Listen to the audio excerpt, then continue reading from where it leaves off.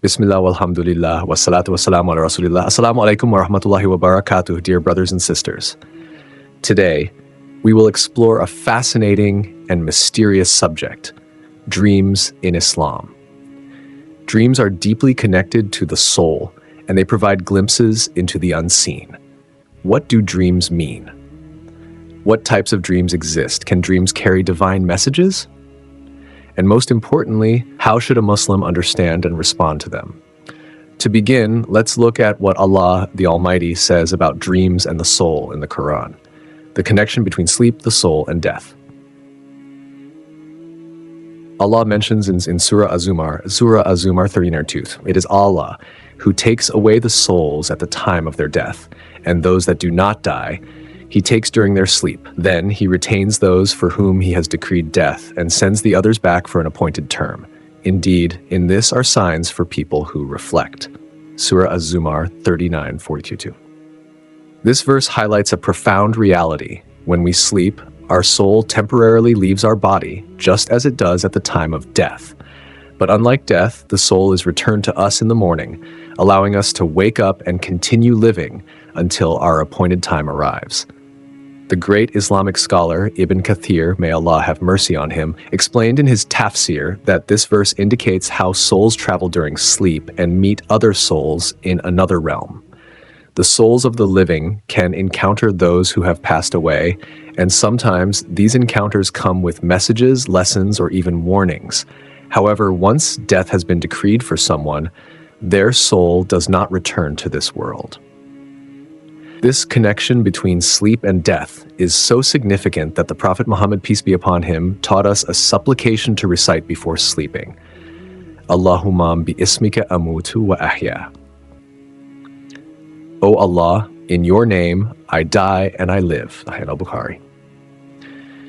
And upon waking up, he would say, Alhamdulillahi alladhi ahyana ba'dama amatana wa ilayhi nushur. All praise is due to Allah, who has given us life after causing us to die, and to Him is the resurrection. This reinforces the idea that sleep is a minor form of death, and that our souls are entrusted to Allah every night. Dreams, a part of prophethood. The Prophet Muhammad, peace be upon him, said, "A good dream is one of the 46 parts of prophethood." Sahih al-Bukhari 69:87 to 263. This means that truthful and righteous dreams are a gift from Allah, carrying wisdom and guidance. Even though prophethood ended with Prophet Muhammad, peace be upon him, righteous dreams continue as a connection to divine wisdom. Surprisingly, these dreams are not limited to Muslims alone. Even non-Muslims may experience righteous dreams as a form of guidance or warning from Allah. There are many cases of people who have converted to Islam after having inspiringly led them to the truth. 3 types of dreams in Islam. The Prophet Muhammad, peace be upon him, categorized dreams into 3 main types. 1. Dreams from one's subconscious mind, Hadith un-Nafs. These are dreams influenced by our thoughts, emotions, and experiences. If you were thinking about something before sleeping, watched a movie, or had a stressful day, you might see related images in your dreams. These dreams usually lack structure and may feel confusing or meaningless. They are simply the mind processing information and do not carry any significant message. 2. Disturbing dreams from Shaytan, nightmares. The Prophet Muhammad, peace be upon him, said, "A bad dream is from Shaytan, so if any of you sees something he dislikes, let him spit lightly to his left 3 times, seek refuge in Allah from Shaytan, and turn to his other side." Sahih al-Bukhari 7:45, Sahih Muslim 20:61. Shaytan tries to instill fear, sadness, or confusion through nightmares. These dreams may include terrifying images, seeing oneself in danger, falling from heights, encountering snakes, scorpions, or dark shadows. The Prophet Muhammad, peace be upon him, taught us that these dreams should be ignored. Do not share them with others, and seek refuge in Allah by saying, A'udhu billahi minash shaitanir rajim.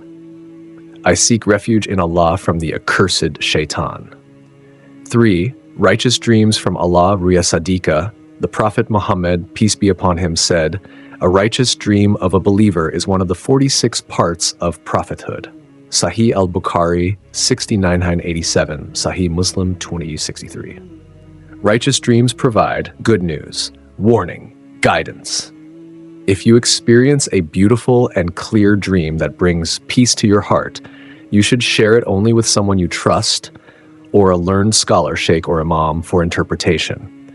However, the Prophet Muhammad, peace be upon him, warned against misinterpreting dreams incorrectly, saying, "A dream is upon the interpretation of the one who interprets it." Sunan Abu Dawud 5 Varui and French Fresher.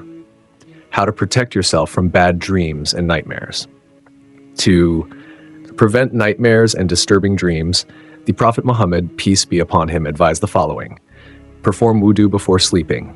Sahih Muslim, recite Ayat al-Kursi, Surah al-Baqarah 2 or 255, recite Surah 11, recite Surah al-Ikhlas, al-Falaq, and An-Nas, then blow into your hands and wipe over your body.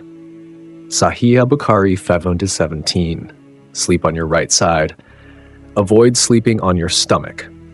Prophet Muhammad, peace be upon him, then nudged a man who was lying on his stomach, and do not lie like this, for this is the way Shaytan sleeps. Final thoughts. Should we rely on dreams? While dreams can provide guidance, Islam does not encourage basing major life decisions solely on them. The best way to seek guidance is through istikhara prayer, consulting knowledgeable scholars, relying on clear signs from Allah through practical means. May Allah bless us with righteous dreams, protect us from the whispers of Shaytan, and guide us to the truth. Ameen.